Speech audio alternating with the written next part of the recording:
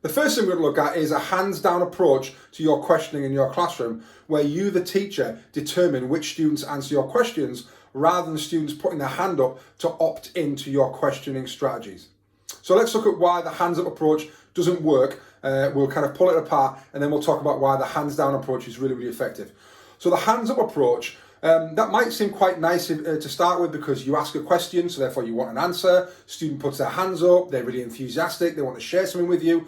All seems great, and it's probably the traditional way that we were taught in our own classrooms as well. So it feels a little bit like a kind of a default method of questioning. But all that happens is that if you don't want to think, then you just keep your hands down, because students quite quickly will work you out as a teacher. And if they work out that you always go to students with hands up, and you always choose those people, then actually, if I don't want to answer a question, I then keep my hands down. I keep my hands in my pocket, I sit on my hands, and I don't put my hand up, because I know that Miss or Sir only goes to people with hands up. That's even more problematic, because not only do I not want to actually give you an answer, I then don't even have to think. Because if I know that you're not going to come to me for an answer, because actually you only go to people with hands up, I don't even need to think at all about the question when you pose it. Because I know that, well, I'm not going to answer it, I don't need to, so I can sit there and let somebody else answer it around me.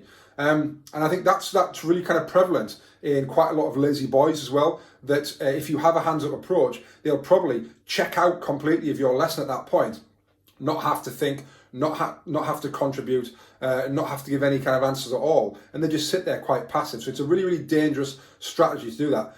Also, when I observe quite a lot of people, if they do have a hands-up approach, over a period of time, over quite a few lessons, you end up kind of really going to the same people all the time, because those students are the ones that are enthusiastic and putting their hands up, and they probably answer the lion's share of the questions over 2 or 3 days, over a few weeks. And there are some students that never, ever, ever get called on.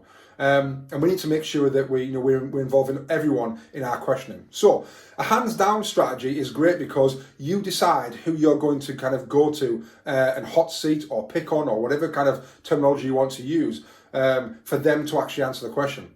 What that means is that 2 things. First of all, you can select who you want.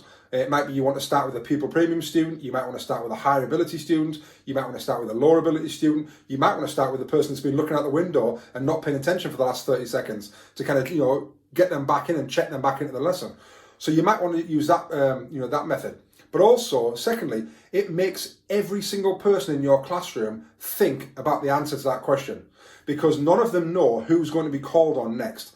And going back to that idea of memory is the residue of thought, it's not about one student getting that answer right and then you thinking, great. Questioning should make everyone think. And that's what your question should do. It's not about one person getting it right or checking if 1 or 2 people get it right. It's the ability that you've given every student to think deeply for the last minute or so on a question there, or on a key topic that again has improved their learning. Not necessarily the answer, it's about the process of everyone has had to think deeply at that given time. So a hands down approach is great.